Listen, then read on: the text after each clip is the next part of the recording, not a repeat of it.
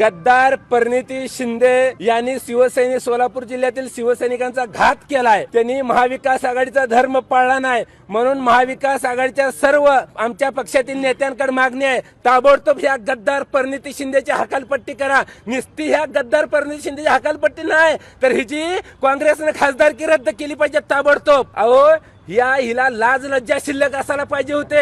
अहो शिवसेनेच्या जीवावर ही खासदार झाली। अहो आमचे उद्धव साहेब आजारी असताना त्यांनी उद्धव साहेबाचं बूट पुसायचं काम केलं, बूट चाटण्याचं काम केलं सभा मागण्यासाठी आणि निवडून येण्यासाठी।